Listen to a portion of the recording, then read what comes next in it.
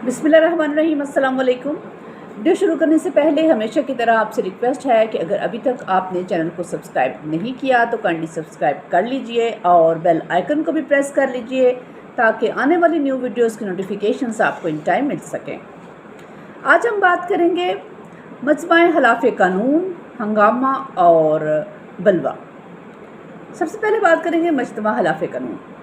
Section 141 के मुताबिक अगर 5 या 5 से ज़ायद अशख़ास का एक जगह जमा होना उस वक्त मजमा का खिलाफ़ कानून कहलाएगा जब उन अशख़ास का इज्तिमा इस गर्ज़ मुश्तरक के लिए हो कि सबसे पहले मरकज़ी या सूबाई हुकूमत या कवानीन के तहत बनने वाली जमात या किसी सरकारी मुलाज़म को उस सरकारी मुलाज़म के अख्तियारात के नाजायज़ इस्तेमाल में जबर या जबर मुजरमाना की नुमाइश से खौफज़दा करें।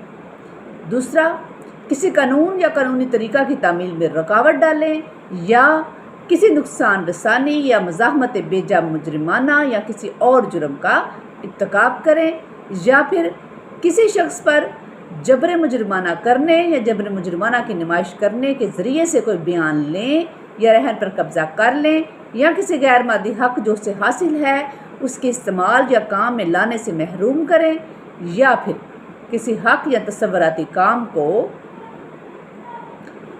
इस्तेमाल में लाएं या जबर मुजरमाना की नुमाइश के ज़रिए से किसी शख्स को उसके फ़ेल के करने पर जिसके करने का वो कानूनन जो है वो पाबंद ना हो या फिर ऐसे फ़ेल के तर्क करने में जिसके करने का वो कानूनन मजाज हो उसको मजबूर करना।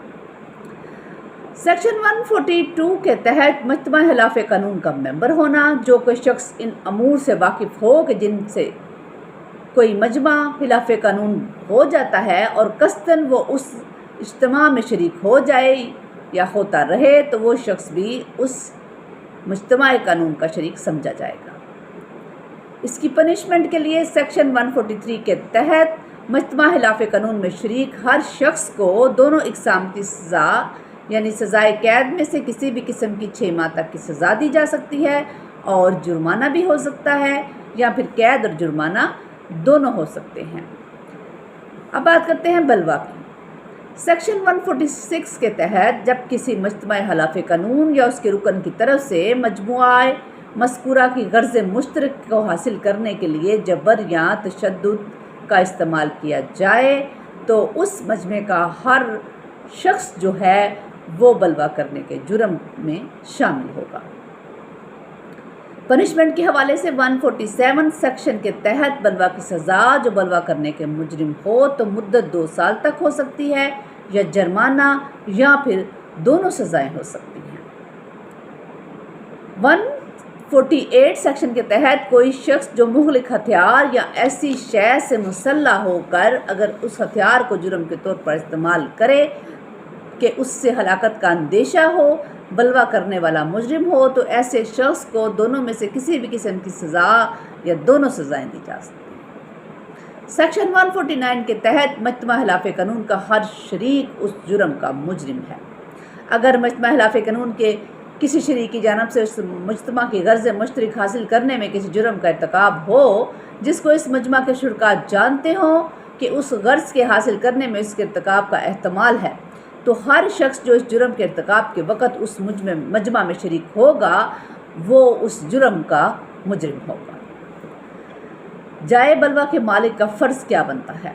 जाए बलवा के मालिक का फ़र्ज़ है कि जो है उसे इस बात का इल्म हो वह अपने करीब तरीन थाने में इत्तला दे बसूरत दीगर ताज़रात पाकिस्तान के सेक्शन 154 के तहत से 1000 रुपये तक के जुर्माने का वो मुस्तवज्जब होगा। अब बात करते हैं अफरे यानी हंगामा की। सेक्शन 159 के तहत जब दो या दो से ज़्यादा अशख़ास किसी आम मकाम पर लड़ने से अमन आमा में खलल अंदाज हों तो कहा जाएगा वो कि हंगामा करने के मुर्तकिब हुए हैं। हंगामा में 2 अशख़ास का होना ज़रूरी है। हंगामा की इस्तिलाह का जो इतलाक़ है वो वहाँ होगा जहाँ लड़ाई हो और लड़ाई जो है शाराए आम पर हो।